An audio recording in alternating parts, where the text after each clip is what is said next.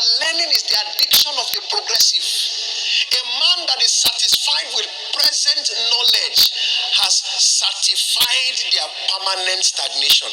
If you are going to enjoy progress in the journey of life, you must be dissatisfied with the current state of your knowledge. You see, it is important to understand that knowledge is a room that can never be completely explored. We must keep growing in knowledge, increasing in knowledge. That is why learning becomes a vital tool for anyone that will walk in wisdom. Proverbs chapter 1 and verse 5, the Bible says, a wise man will hear and increase in learning. One of the attributes of the wise is the commitment and addiction to learning. Consistent learning. That is the attribute of the wise. Commitment to learning. That is the attribute of the wise. Addiction to learning.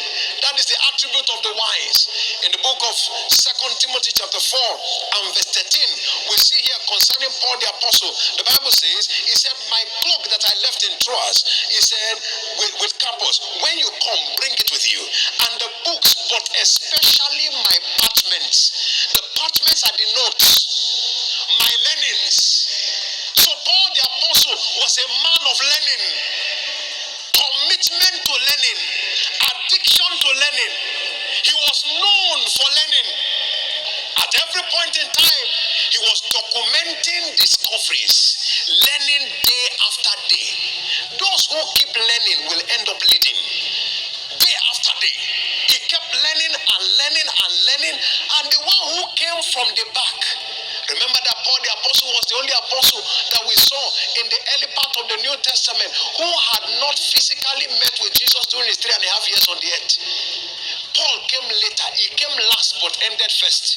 What pushed him to the front was learning. He kept learning and learning and learning. It's amazing how the only person who was not around was the one who explained everything that happened when Jesus was around.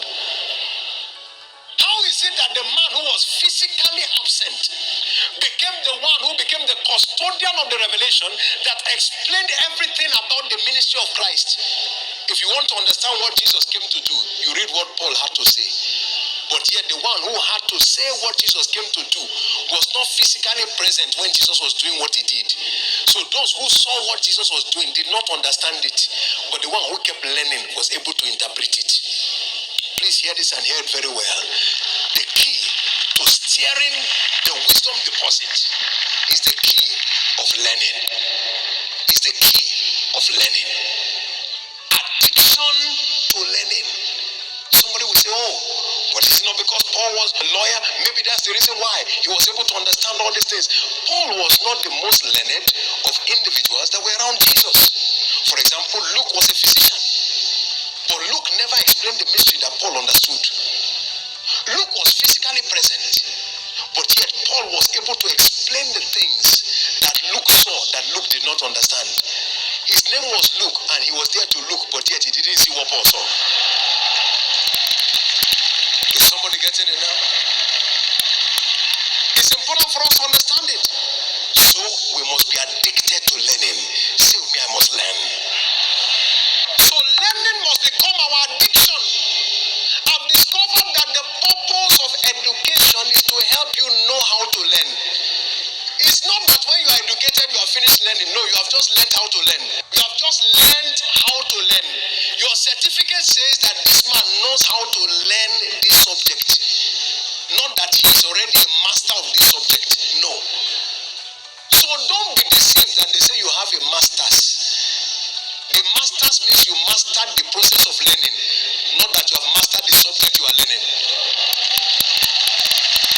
Keep learning. Keep learning. Don't you know not everybody with a master's ends up a master? Is it not true? You can have a master and not be a master. What determines whether you are a master or not is whether you continue the process of learning. That is what brings a man to distinction. I pray that for each one of us from this season onward, learning will become our lifestyle. You can't find God's servant, our Father, without a notebook.